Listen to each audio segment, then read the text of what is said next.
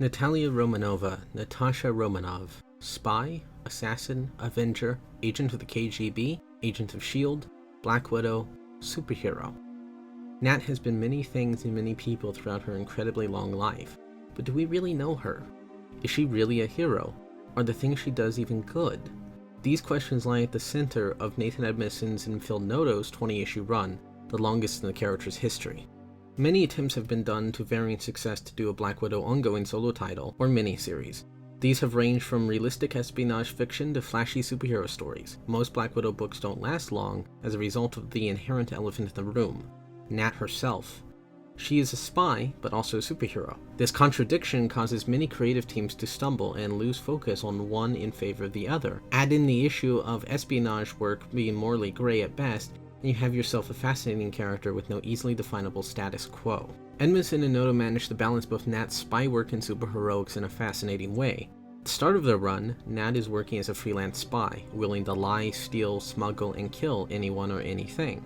But she still manages to keep a sense of morality in the murky waters of freelance espionage. She has little interest in the money being offered to her. All profits are used to fund her web, a series of safe houses around the world, and her trusts. In issue 3, the man she was hired to rescue turned out to be the mass murderer Lobo Blanco.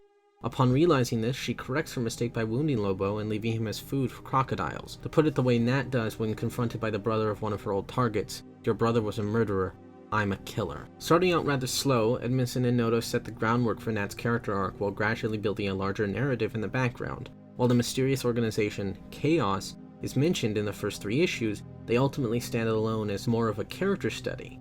Nat narrates the issues in a more somber and existential tone, fretting over mistakes, personal issues, and her own morality. These issues focus on Nat's detachment from others, her ethics, and lack of a real home, while also showing in many ways she contradicts herself.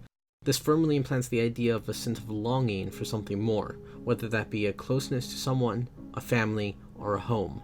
This longing for the future, when compared to her violent past and her morally ambiguous present, becomes central to analyzing Nat as a character. After more information is gathered about Chaos from Damon Dran, an old villain from her time spent with Matt Murdock, aka Daredevil, Nat teams up with a wide variety of heroes in the Marvel Universe. Each of these heroes represents something about Nat as a character and force her to confront her own issues. Clint Barton, aka Hawkeye, briefly shows up in issue 6 before having much more plot significance in issue 10. With the Edmondson and Noto run beginning in 2014, Matt Fraction and David Aja's critically acclaimed run on Hawkeye had been going on for 2 years and was already iconic. Fun references appear throughout, including a variation on "Okay, this looks bad," which appears around the time Clint quite literally falls into the issue. Clint represents Nat's tendency to keep a distance between herself and others, preferring to go it alone, as Clint is currently doing that to Kate Bishop, aka Hawkeye. Nat travels to San Francisco, where she must contend with her morally upright old flame, Matt Murdock. Many years ago, she had let her guard down and gotten incredibly close to Matt. Somewhere deep down, she loves him, and he loves her. This is shown many times throughout Marvel history, including Nat being Matt's emotional anchor when he's going through particularly troubling times. And Matt, the devout Catholic who's a lawyer by day and vigilante by night, is often her moral center. Her confrontation with Matt both in the past and present in issue 7 show just how cold Nat can be despite how much she truly cares. While in Prague, Nat comes face to face with Bucky Barnes, aka the Winter Soldier. Nat and Bucky have been on again, off again lovers for a while, and knew each other all the way back in World War II. Their history is long, full of changing loyalties and propaganda. They both are people without a home. While Bucky is American, he spent most of his long life in Russia and is a product of the Soviet Union's experiments to win the Cold War. Nat herself is a product of these experiments, and while she is free of the Red Room, she's still Russian. This attempt to redeem themselves in a lack of a home connect Nat and Bucky in a very special bond that shows in the way that they interact with each other. This special connection is shown several times as Bucky reappears throughout the rest of the series.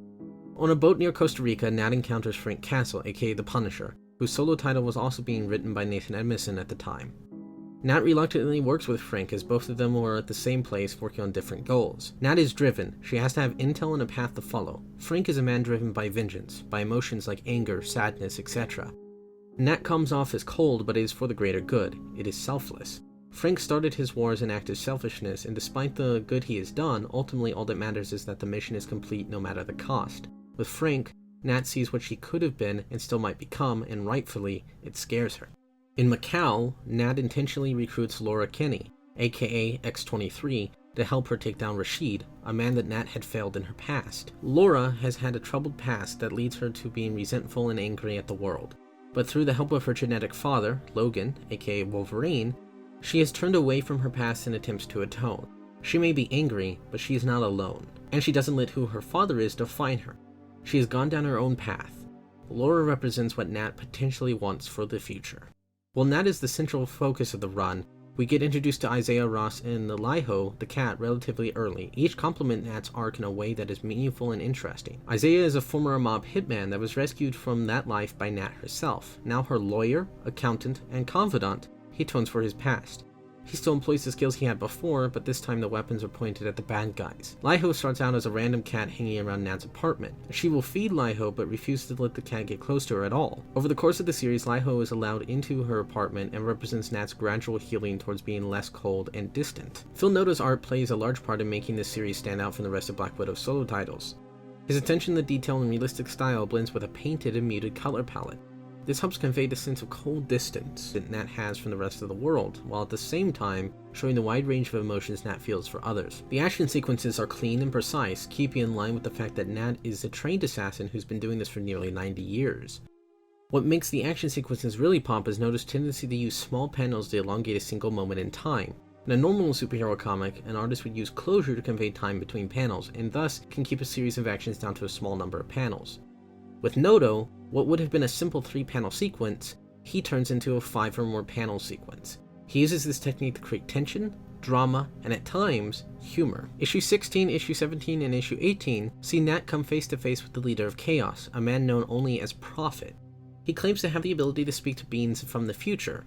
These beings, whoever they are, wish to alter their past or present in order to make the world better. The Prophet frames everything done by Chaos as a way to recruit Nat. He claims that her past wouldn't matter to them or the future they build. All that matters is making a better future by changing the present. She could do good work, be good, be a hero, but she rejects him and these future beings because the present is what matters to her. She is doing good. The past is her own, her business is her own, and the future is inconsequential next to saving those she can. As she puts it, I'm alive, and Chaos is not.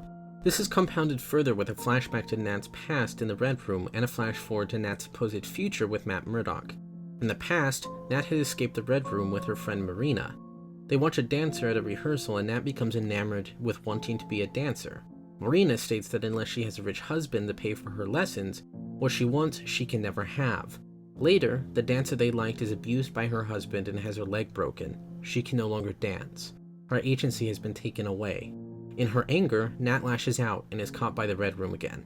She will no longer get what she wants. She has no say in the matter.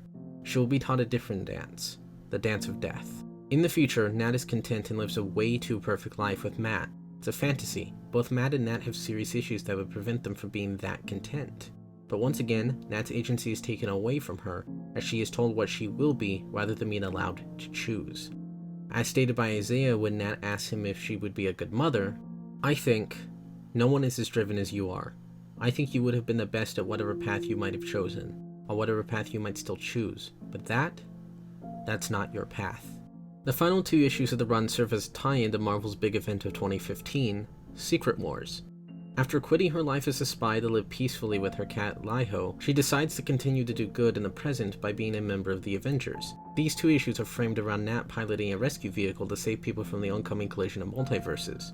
While that may seem out there, we never actually see the events of Secret Wars. Instead, the majority of the page count focuses on Nat looking back at what caused her to be so distant and cold. On a mission to Cuba, she assassinated a mother and father in front of their young child. She was also forced to kill her only friend, Marina, who had managed to find happiness in Cuba. The death of Marina is a powerful sequence within of itself. Edmondson has led up to this point beautifully, as issue 19 and issue 20 are some of the most tightly written issues of the series. Noto then delivers a punch to the gut by showing the anguish that Nat is going through. The fact that she hesitated bothers her, which is why she kills Marina's cat at the end of the flashback. Marina had found happiness, and that cat represented the failing of Marina, and what Nat saw as her own failing. She had learned to care. She had let someone get close.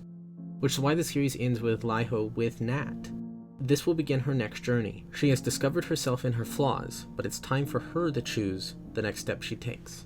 Nathan Edmondson and Phil Noto weave a brilliant tale that will go down in the character's history as one of the best.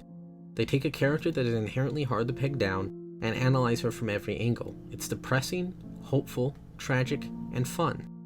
It's a series that manages to blend its character study with a spy thriller and a superhero tale all at the same time. So, who exactly is Black Widow? That's for her to decide.